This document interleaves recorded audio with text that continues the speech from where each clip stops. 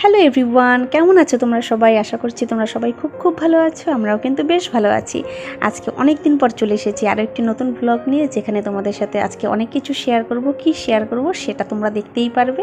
তো দেখো, এখানে আমরা রেডি হয়ে গেছি। এখন ঠিক বাজে দুপুর 2টো, মানে 2টো এখনও বাজেনি, 1:30 মতন বাজে। তো আমরা সবাই খাওয়া দাওয়া করে রেডি হয়ে গেছি। সবাই বলতে কে কে, চলো তোমাদের সাথে শেয়ার করি।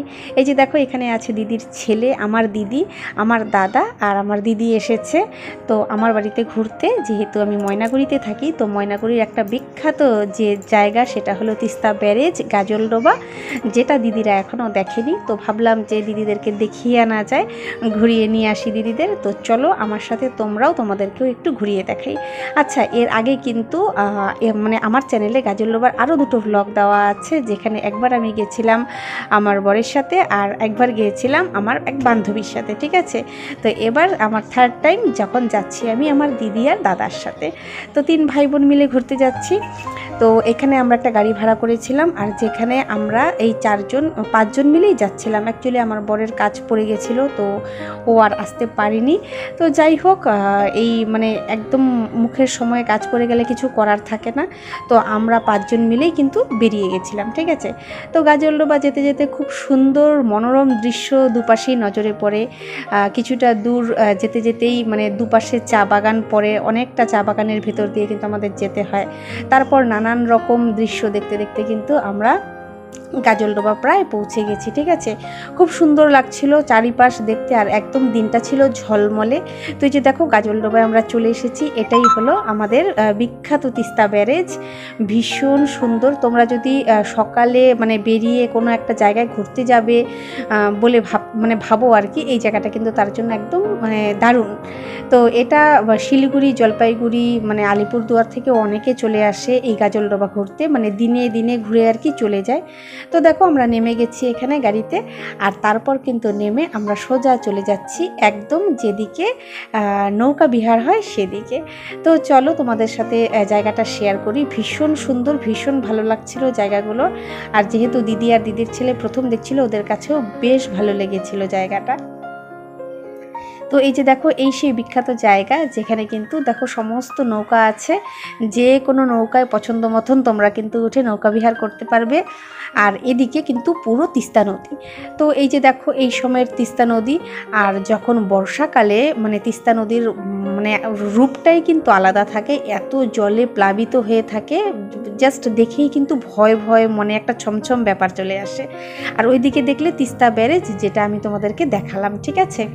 তো ভীষণ সুন্দর জায়গাটা, আমার তো ভীষণ ভালো লাগে। যতবারই আসি ততবারই মনে হয় কম হচ্ছে। তো যাই হোক, এবার তোমাদেরকে সমস্তটা ওই দিক ঘুরে দেখালাম। আর এদিকে চলে এসেছিলাম আমরা একটু আইসক্রিম খেতে।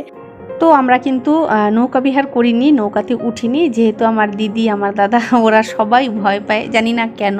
এটা এক একজনের এক এক রকম ফোবিয়া থাকে, যে মানে নৌকায় উঠতে ভয় পায় বা জলে নামতে ভয় পায়। তো এরকমই একটা ব্যাপার হবে। তো ওরা যেহেতু উঠতে চায়নি, তো সেজন্য কিন্তু আমাদের আর ওঠা হয়নি নৌকোতে, ঠিক আছে।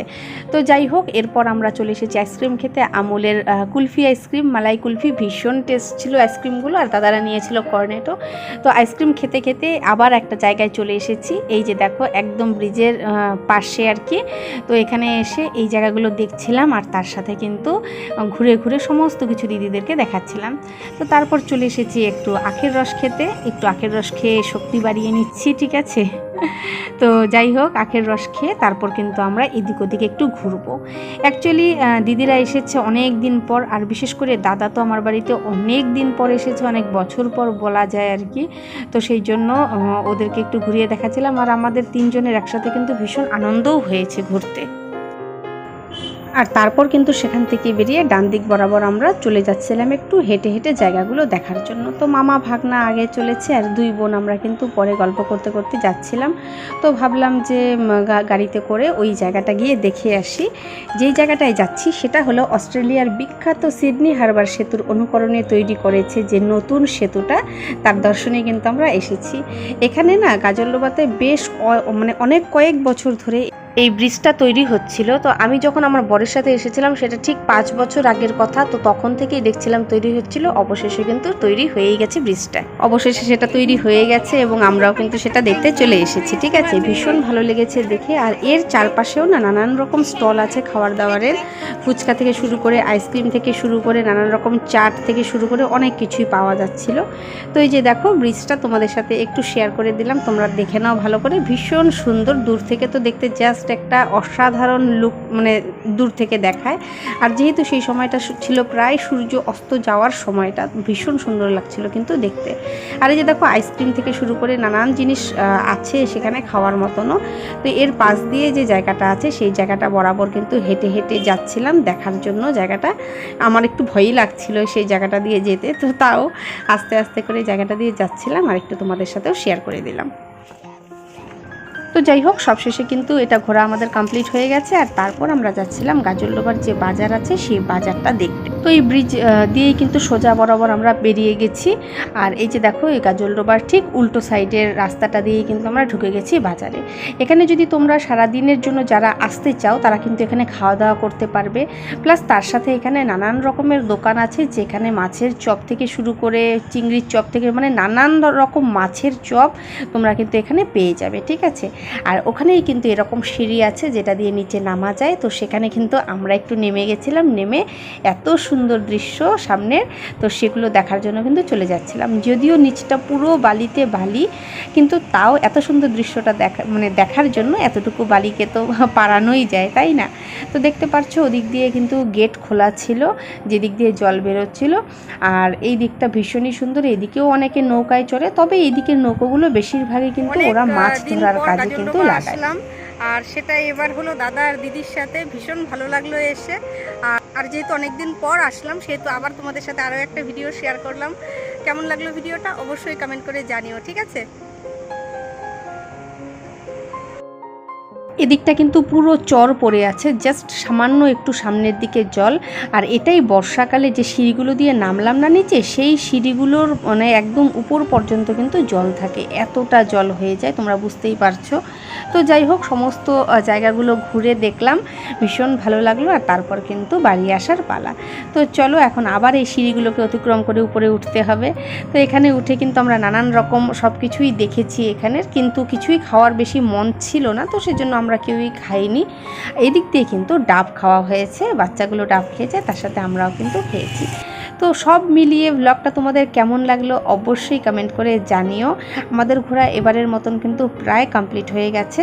তো এখান দিয়ে আসার সময় কিন্তু আমি ড্রাইভার দাদাকে বলেছিলাম যে একটু দাঁড়িয়ে আমাদেরকে দেখাতে। আমি যেহেতু দেখেছি তো দিদিকে আর দিদির ছেলেদের, মানে ছেলেকে দেখানোর চেষ্টা করছিলাম যে কোন জায়গাটা দিয়ে জল ছাড়া হয়। তো সেই জায়গাটা কিন্তু ওদেরকেও আবার দেখিয়েছি। তো চলো তোমাদের সাথেও একটু শেয়ার করে দিই এই জায়গাটা।